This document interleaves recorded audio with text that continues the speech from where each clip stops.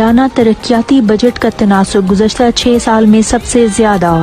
Report کے مطابق public sector development funds کے استعمال کا تناسب جولائی 2019 سے فروری 2020 تک کے دوران موجودہ مالی سال میں 39% رہا۔ یہ پچھلے 6 سال کے اسی دورانیے کا سب سے زیادہ تناسب ہے۔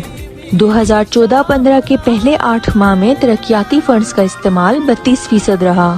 2015-16 میں 31%، 2016-17 میں 29%، 2017-18 میں 32%، 2018-19 میں 23%، جبکہ 2019-20 میں ترقیاتی فنڈز کا استعمال 39% رہا۔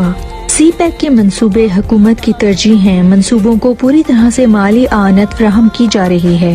اسی طرح بہتر فصل کی پیداوار، لائف سٹاک کا بہتر نظام، ماہی گیروں کی ترقی، آبپاشی کے مؤثر نظام اور زراعت کے لیے متعدد دیگر منصوبوں کا آغاز ہو چکا ہے۔ پشاور کراچی موٹر وے کا منصوبہ 99% مکمل ہو چکا ہے۔ اس پر موجودہ مالی سال میں 17.7 ارب روپے خرچ ہوئے۔ Karakoram highway phase 2 Havelian Thakot منصوبے پر 24.6 ارب روپے خرچ ہوئے۔ Mohmand dam hydro power project جو کہ 309.6 ارب کا منصوبہ ہے، اس پر بھی کام شروع کر دیا گیا ہے۔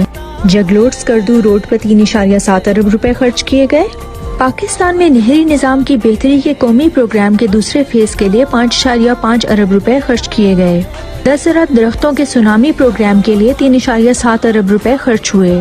اسی طرح خزدار میں چھوٹے ڈیمز کی تعمیر، خیبر پختونخوا کے بارانی علاقوں کے لیے پانی کے بہتر نظام، تیل کے بیجوں میں اضافے کے قومی پروگرام، مسابقتی ریسرچ پروگرام اور ہاؤسنگ کے منصوبے پر بھی کام جاری ہے۔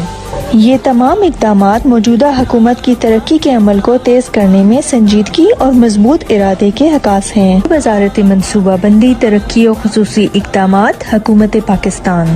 چڑھتا سورج ہے اپنا پاکستان، دنیا دیکھ رہی ہے پاکستان کی شان۔